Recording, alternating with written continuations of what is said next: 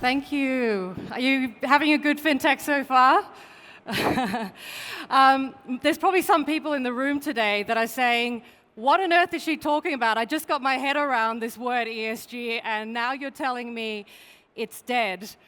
If you bear with me today, I've got some very good news that ESG might be dead, but there's something even better for us as a human race. But before I start to explain this, I want you to have a look at a video by the Financial Times, which interviewed some of the thought leaders around the world around their views on ESG. Have a look at this. ESG was everywhere. Now, 2024, tumbleweed. Was it all just a meaningless marketing exercise, or has the way people invest our pensions and our savings, has that genuinely changed? ESG is the next evolution of capitalism. When we talk about ESG, we are talking about the future of humankind. The story of ESG is a multi-trillion-dollar marketing scheme. It's a story about hype, ambition. The ESG party as we know it is over. The ESG hype cycle is over. Those three letters may even disappear, and we're going to move to a much, much better place because of it.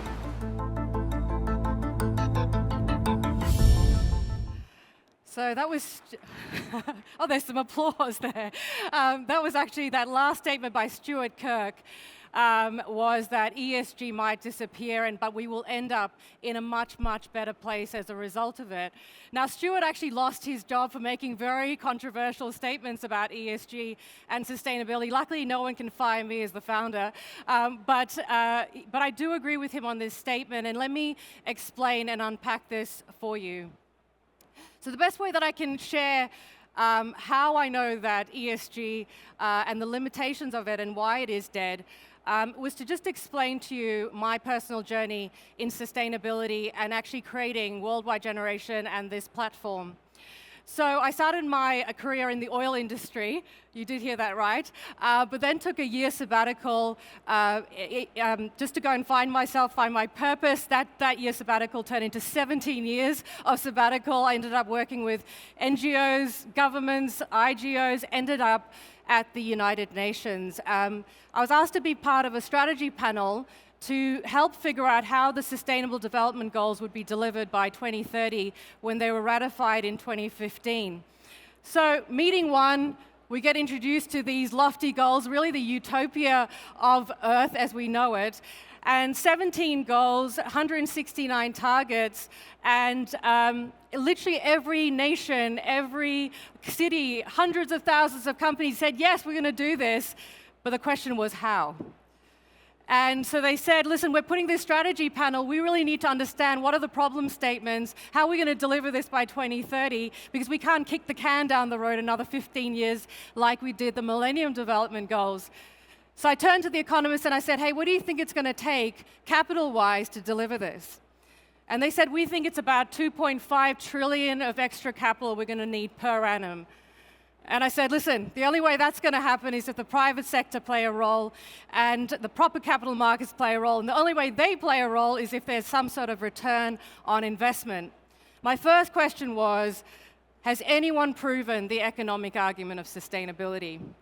And they all turned around and said, no. And I said, I think that's where we need to start. So in 2016, I started Worldwide Generation. I didn't know what it was. I just knew that someone needed to play a role in facilitating, bringing government and business and civil society and citizens to play in the same sandbox together. But more importantly, paint the value proposition as to what was in it for them to do so. So I went in search of this economic argument, and to my absolute amazement, I started to find the data that proved this. Number one, that companies that were just aligned to purpose and consciousness were outperforming the stock market by 11%. The millennials and Gen Z who were coming into their economic power and their decision-making power, wanting to work and buy from businesses and leaders that can prove their impact on society and the planet. just by greening up and de-risking our supply chains, we could do 14 times more profitability and revenue, and this was the big number. If we could invest that 2.5 trillion of extra capital, we would unlock 12 trillion global growth per annum in new markets never seen of any generation human history. These would be the markets that would boom in the trillions for that transition. And I was like, if this is the economic argument, why isn't anyone preaching this message, and why isn't everyone just crowding in to sustainable development? So off I set, and I went to see all the different stakeholders, and the first set of stakeholders I saw were the investors. And I said, hey, investors, look at all this data. If you invest sustainably, you're going to pick the next billion, trillion-dollar companies. Like, what's stopping you from doing this? And they said, yeah, Manjula, we believe, but right now sustainability data is coming 12 to 24 months after financial data. The ESG providers are scraping this data from the public domain, mainly only for public companies, and by the time we get it, not only is it out of date, the private markets and the SMEs are 90% of the global economy. We don't have any data for them. And another thing, Manjula, if you're really going to help us, right now we get ESG ratings. If a company is good, bad, not so good. One company can get an A+ from somewhere and a D- from somewhere else. They said, what we really want to know is if we invest in this company or this project or this solution, are we going to move the dial from here to here, which is really impact data. They said, if you can give us trusted, comparable, real-time impact data for any size company, we as investors and lenders can do our job. And I was like, whoa, okay, sounds pretty impossible. Then I went and spoke to the companies, the big, the small, and I said, hey, look at all this data. If you are sustainable, you're going to be the next Fortune companies. Like, what is stopping you from doing this? And they said, oh no, it's a nightmare for us as well. We have to go on all these different portals, fill out all these different surveys, hundreds of questions per survey. Every time we get an RFP, every time we get a lender, they want us to prove these sustainability credentials. Everyone's asking us the same question slightly differently. And by the way, the SDGs were written for nations. They were never translated for corporations and investors. Manjula, if you can just standardize and streamline reporting for us and reduce this time, cost, and duplication of effort, we can do our jobs. And I went to the SMEs and said, hey, what's your problem? And they said, what's SDG? And I said, right, okay. So then I went to these guys in the middle, the assurers and the rating agencies. I said, hey, what's your problem? And they're like, oh my God, it's a nightmare for us as well. We get data sent in SharePoint and email and paper, and unlike financial data, to assure non-financial data, we have to get in a car and a plane and go inside every single data point and every facility. That becomes completely unsustainable and expensive for those that want to rate and assure their data. And I said, the rating agencies are, well, we can only rate data that's been third-party verified or is in the public domain. So on this vicious cycle was going. So I broke down the problem statement into three things. Even with the greatest will, no one could execute. There were no systems or tools to do this. Because of that, no one could unlock trusted, comparable, and timely data to make decisions. And finally, we couldn't measure impact.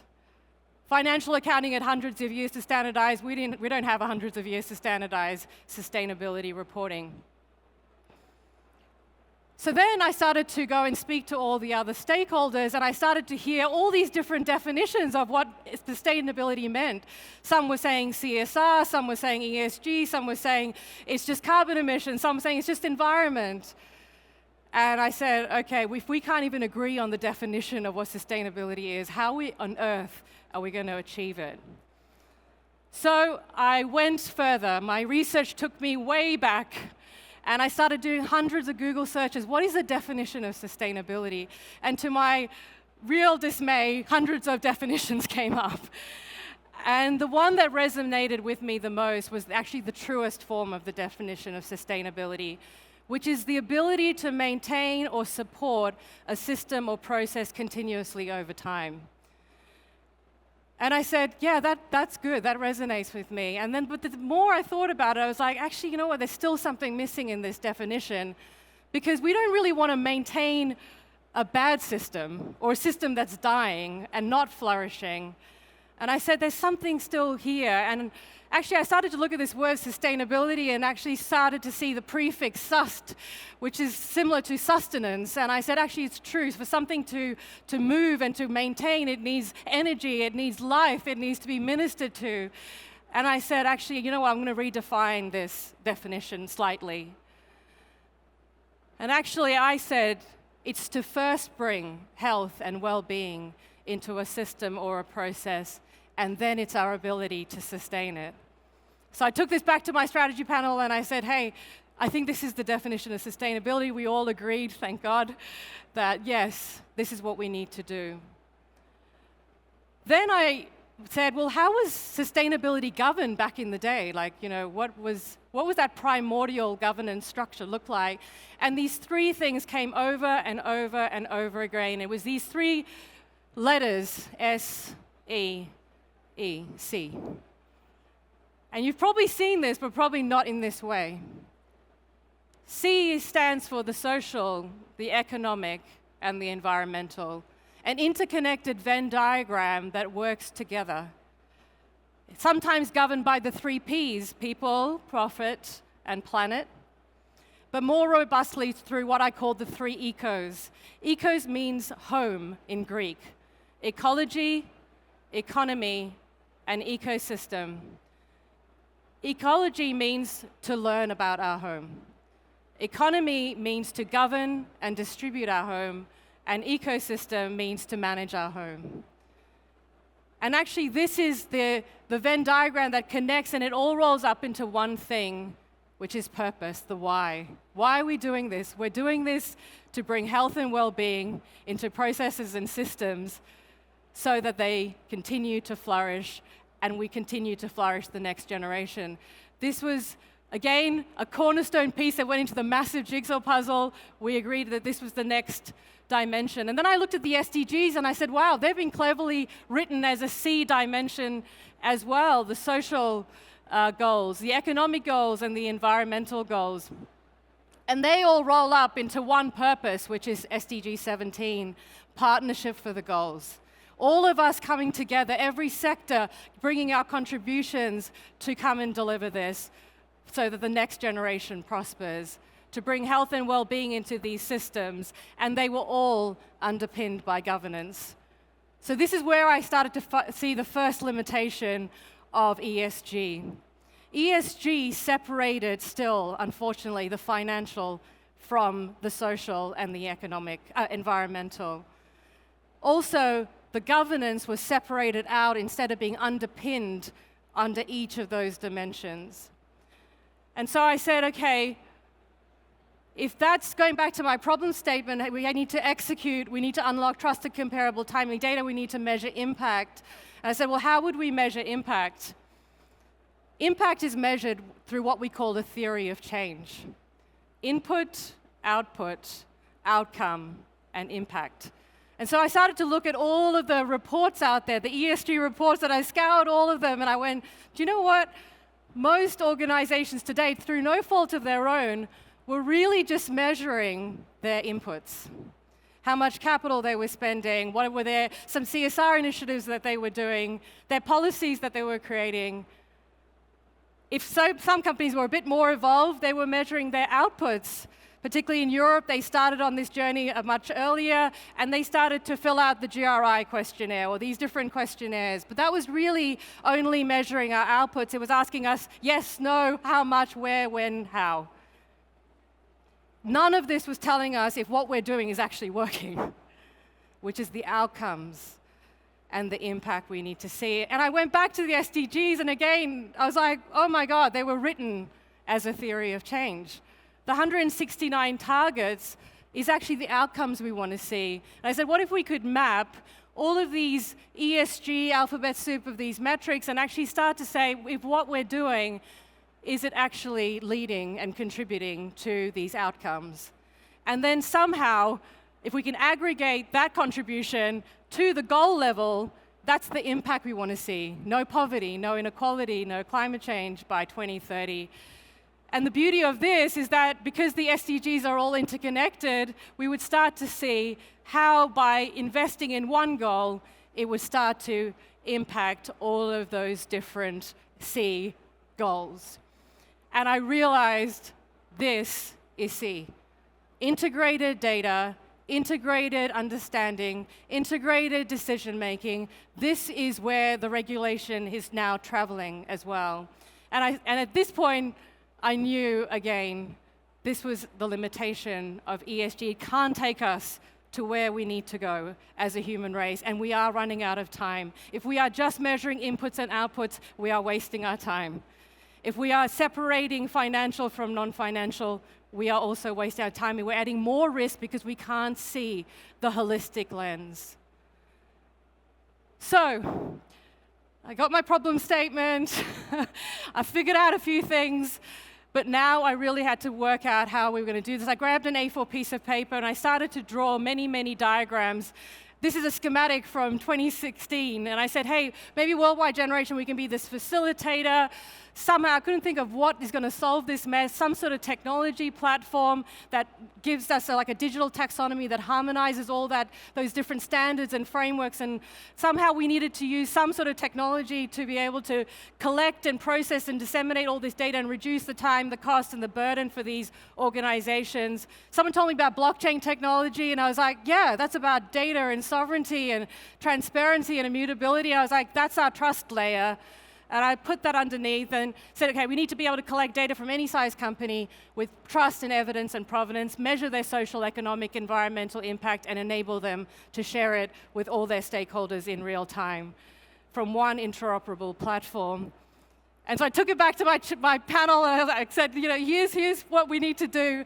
And they all just like went white, and they were like, look, it's great. You're talking about the holy grail here. My God, no, I mean, who's going to build this, And I took it to every technologist, every academic I could think of, and I said, hey, I think this is what we need to build. And everyone said, no, we have no way to start. And who's going to back this as well?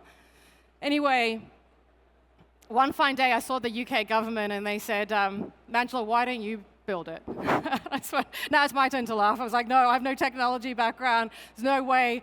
They said, you know the problem, and actually, we will help you. And so this is a testament to purpose, and I just want to encourage anyone in this audience today that when you've got a will and you've got a purpose, what happened then when I stupidly said yes that day, an electromagnetic force came around this project, over 300 contributors, some of the greatest brains, some of the greatest hearts, that said, hey, I've got that piece of the puzzle, that piece of the puzzle, that piece of the puzzle. Over 7 years, we built G17 Eco, the world's first and truly global data, finance, and solutions exchange that incorporates and solves all those problem statements that I said.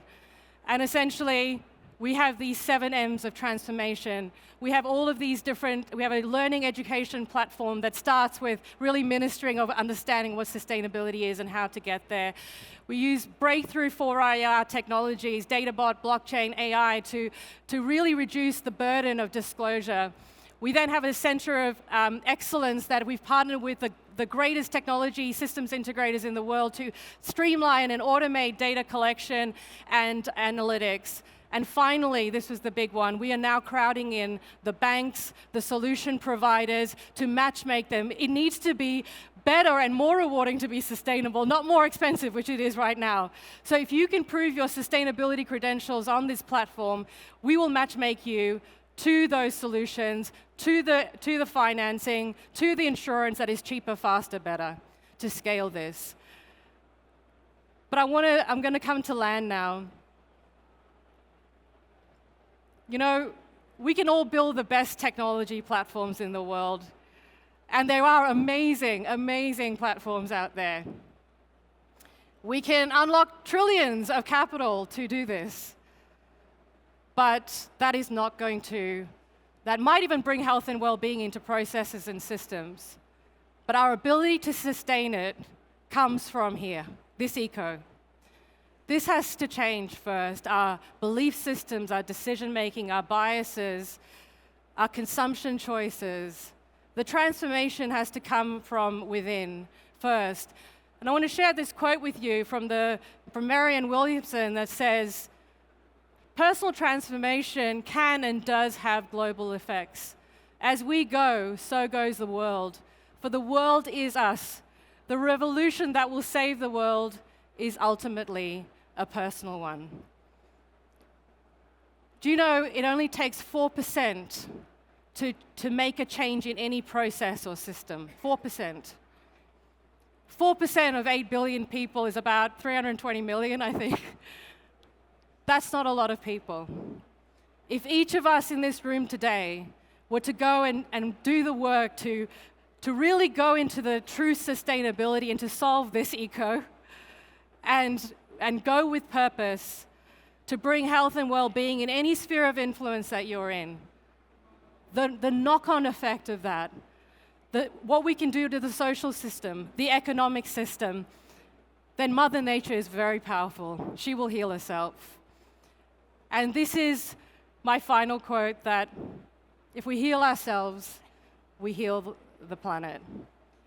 And so, if I may just land on this, now that you've heard that the limitations of ESG, I'd like to retitle this message, that ESG may be dead,